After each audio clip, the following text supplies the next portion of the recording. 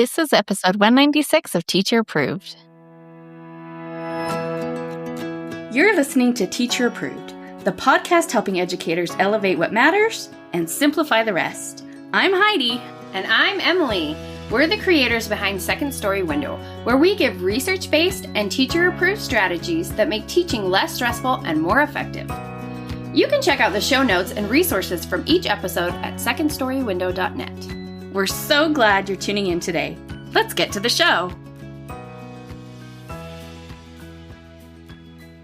Hey there, thanks for joining us today. In today's episode, we're sharing our simple 3-step approach to help you mentally wrap up the school year without carrying a bag of stress into your summer. Let's start with a try it tomorrow where we share a quick win that you can try right away. Emily, what is our suggestion this week? Our try it tomorrow is to designate a school task cutoff date and stick to it. So before the final bell rings, decide on a specific date and time when all school-related work must cease.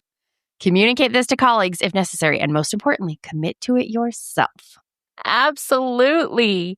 You deserve to firmly shut the door on school life as you head into the wonderful world that is summer life. If you need some accountability, make sure to communicate your cutoff date to people who will hold you accountable for sticking to it, and then shut the door on school and enjoy your time off. If you like this idea or anything else we share on the podcast, would you do us a favor and give us a 5-star rating and review in Apple Podcasts? It is that time of year where one foot is still in the classroom and the other is already halfway into summer break. Mentally, you're probably clocked out. And emotionally, you might be riding that roller coaster between, I can't wait to be done and I still have a million things to do. If that sounds familiar, you are absolutely not alone. We all know that feeling. And what makes it even harder is that our teacher brains never really shut off. Oh my goodness, yes. You're supposed to be relaxing, but there's always that voice saying, if you don't get it done now, you're going to regret it in August. Meanwhile, you are so exhausted you can barely remember to bring your lunch to school, let alone plan for next fall. The good news is that you don't have to stay stuck in those feelings. We want you to finish the year feeling grounded and confident. Not like you're limping to the finish line, dragging your to-do list like a strip of toilet paper stuck to your shoe. With a few simple mindset shifts and practical tools, you can leave school feeling more done than undone. We are calling this our May-June crossover plan. It's not about adding more to your plate. It's about giving you permission to wrap things up with intention so you can actually enjoy your summer. You deserve a real break, not one where you're constantly checking email or waking up in a cold sweat because you dreamed you forgot to turn in your textbook inventory. The May-June crossover plan has 3 parts: capture and contain, prep for the pause, and close the loop. Our goal is to give you a simple framework that will allow you to mentally clock out without dropping any balls or carrying your teacher guilt into summer. Man, we do love a list. So let's dive into part 1 of our list, which is capture and contain. So this is all about giving your brain some breathing room. If you're like most teachers right now, your brain is trying to tie up a lot of loose ends at once. It's like having a very full, very chaotic parking lot inside your head. There are cars everywhere. Some are parked in actual spaces and some are double parked, and then some are just abandoned in the middle of a lane, which is kind of how it feels like when everybody's at the school for a band concert and the parents have just given up trying to find a place to park, and it's just mass chaos. So if you've been there, you can visualize what I'm visualizing. Those cars are all your thoughts, worries, and to-dos. Did I remember to submit my supply list? What if I try a different seating arrangement next year? I should really laminate those anchor charts before I leave. So what if we could park some of those thought cars? The thoughts aren't the problem. The problem is that the thoughts have nowhere to go. They're stuck in gridlock and taking up valuable mental real estate when your brain desperately needs a vacation. The solution is simple, but it is powerful. Create an actual physical parking lot for all of those thoughts. You sometimes call this a brain dump, but, I kind of like thinking of it as a summer parking lot.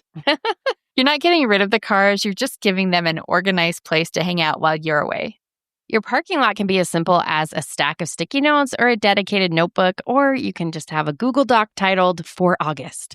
Whatever system helps you breathe easier is the right one for you. The key is to have one specific place where you capture every random thought, every idea, or worry that pops into your head over the next few weeks. And we do mean everything. I need to move the bookshelf to the other wall or consider a new morning routine. Ask about that grant for the garden project. So because we want to capture those thoughts immediately, your parking lot needs to be where you are. So using a notebook for your thoughts is great unless you find yourself wide awake in the middle of the night with an urgent thought and nowhere to write it down because you left your notebook at school. Oh, that is a guaranteed way to ensure that you're not going to be getting back to sleep anytime soon. So make sure that whatever you use for your thought parking lot is something that you can easily access anytime you need it. It may seem too good to be true, but we promise that writing down your thoughts is kind of a magical way to decrease your anxiety level. Our brains are great idea machines, but they are not built to be remembering machines. But once you write something down, your brain can let go. This strategy helps you gently shift into summer mode with peace of mind. I started doing something like this years ago, and it completely changed how I transition into summer. Instead of carrying this invisible backpack of things I should be thinking about, I just dumped it all in a document and then closed my laptop. Yeah, and using a document is a better idea than what I do, which is just send myself emails where the thought is the subject line. Because then sometimes the next day I'm like, what even was this? And my inbox is a mess. Don't do that. Use a doc. And then you have to do something with that email and put that information somewhere where you can use it. And then it gets buried in my email by other emails. And then I see it like a month later. I'm like, oh my gosh, I forgot about that. So that's not a good approach. Use a doc. And what's great about this approach is that you're not ignoring these thoughts or like pretending that they don't matter. You're just containing them so they don't take over your well-deserved break. Right now is not the time for action. We're just committing to remembering. That's the limit of what we can handle right now.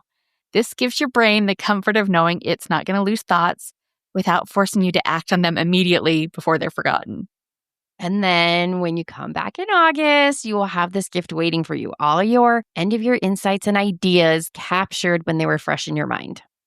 Now, if you want to take this to the next level, we have several different to-do pages in our end-of-year roadmap. There's a general brain dump page called My Summer To-Do List. Plus, there are pages for May through August, so you can schedule when you might want to try to do some of those tasks on your to-do list. All roads lead back to the end of your roadmap at this time of year. No joke. If you want to organize that brain dump list, there's a sheet called Tasks by Location, and this helps you maximize your energy and time. And then there's a task status list where you can identify each task's first steps. Writing down the first step for each task can lift a huge weight off your shoulders. When it's time to do some schoolwork, you'll already know exactly where to start, which is often the hardest part. There is zero expectation that you should use every one of those lists, but there's enough there that there should be something that helps you build the system that you need. The link to our free end-of-year roadmap is in the show notes. But even if you just grab a notebook and start scribbling, you are still giving yourself a huge gift. Okay, so with all of those swirling thoughts captured, it's time for part 2 of the May-June crossover plan, Prep for the Pause. This is where we set the stage for a real break. The question to ask yourself here is, what can I put in place now so I can fully pause later? The goal isn't to pretend that teaching doesn't exist for 2 months, as nice as that would be. It's just not realistic for most of us. Instead, it's about creating clear boundaries so that when you do think about school, it is intentional rather than intrusive. One simple way to make space for your summer pause is to move your teacher bag and put it out of sight. You can put it in your closet and keep it in the trunk of your car, out of sight, out of mind, but still easy to get if you do need it. Another game changer is setting your out of office message. Something simple like, thanks for your email. I'm currently on summer break and I will respond when school resumes in August. If this is urgent, please contact the school at blah, blah, blah, blah. This sets a clear boundary that protects your time and it also manages expectations. While you're at it, delete or hide those school-related apps on your phone. You can temporarily remove any school email, grading, or communication apps and reinstall them when school nears if you really have to have those on your phone. And now's the time to batch any lingering to-do tasks. If you know you need to submit final receipts or purge that drawer of mystery supplies, Try and tackle it now. Don't let these tasks bleed into your first weeks of summer.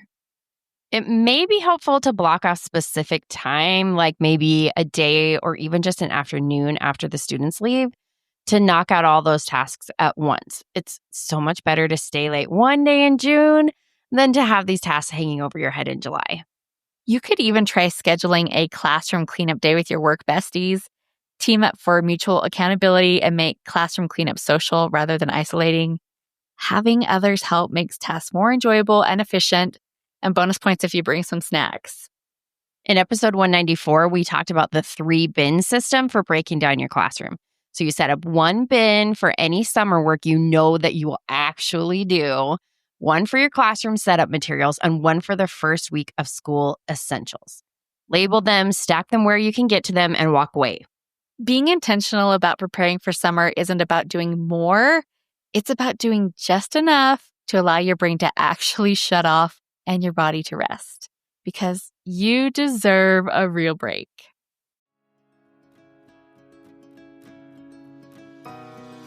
Heidi here. If you are enjoying this episode, will you do us a favor and pause what you're doing right now and leave us a 5-star rating and a review on Apple Podcasts?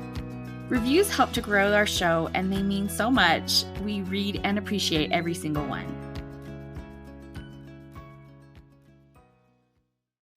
And that brings us to the third part of our May-June crossover plan, which is close the loop. This is where we give ourselves emotional closure on the school year. We often talk about student closure, but like we mentioned last week, teacher closure matters just as much. I think this might be one of the most overlooked parts of transitioning to summer, but it's so important. Teaching isn't just a job, it is personal. Each year is a journey with its own highs and lows, victories and challenges.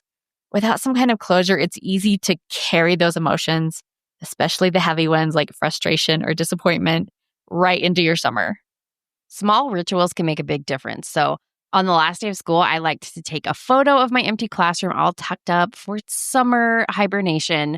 There's something so satisfying about seeing that clean slate and knowing it's ready for a fresh start in the fall.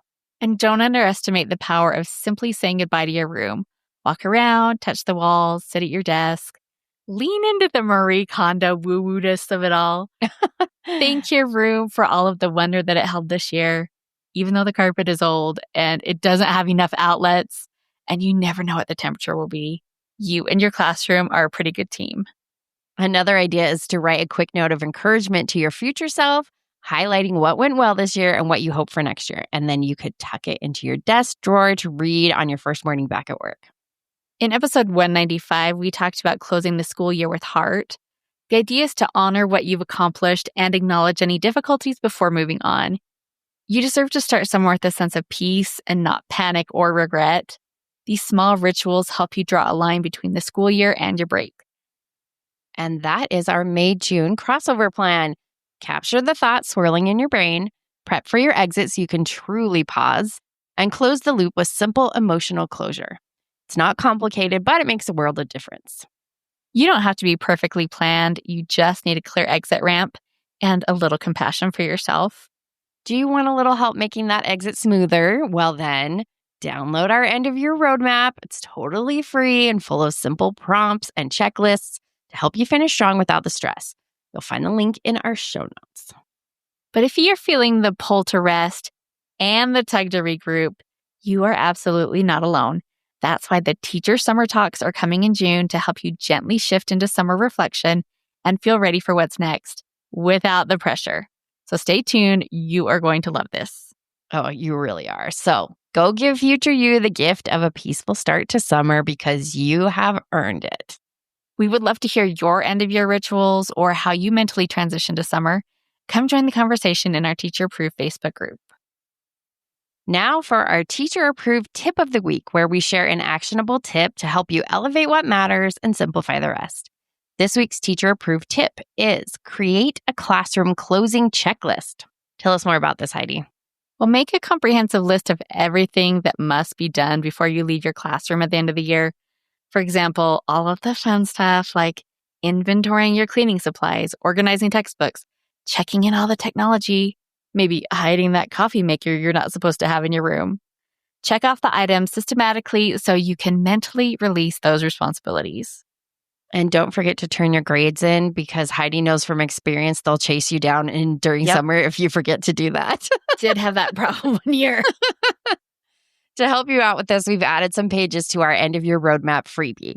Yes, we're talking about it some more. You can't trust us with digital products because they're just too easy to extend. So give us a couple years and this will be a 75-page freebie and you'll be glad you have it. But for what we just added, there's a checklist for packing up your room. There's a page to write a letter to your future self for back to school encouragement. There's an inventory sheet for any classroom items you need to inventory at the end of the year. And then there's a sheet so you can keep track of what you put in your 3 bins. Remember your classroom resources bin, your need first bin, and your first week of school bin. Now, if you've already downloaded the end of year roadmap, you might be thinking, great ladies, I already have this. But don't worry, it is so easy to add these new pages. I promise it's so easy.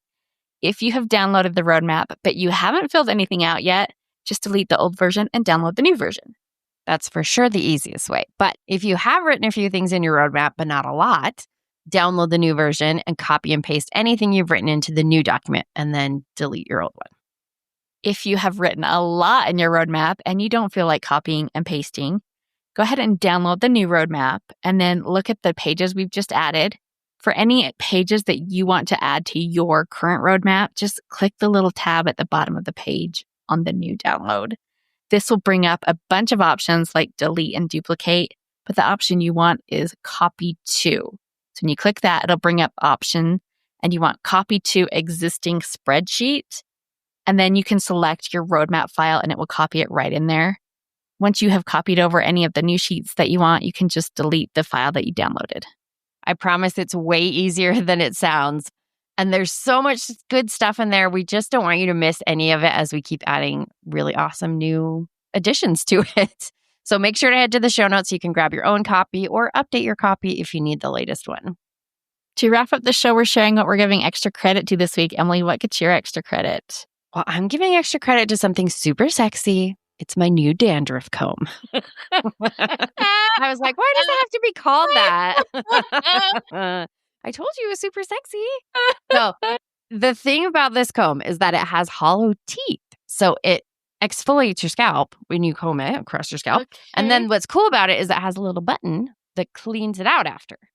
Gross. So, no, it's not gross. It's not gross. I promise it's not gross. It's less gross than having your scalp flakes end up on your clothes or something. True. Yes. So it gets it out of your hair very easily. It feels really good. And I feel like my scalp has been like extra clean since I started using this. Well, that does sound like a win. And I'm going to turn you into a fan instead of a hater.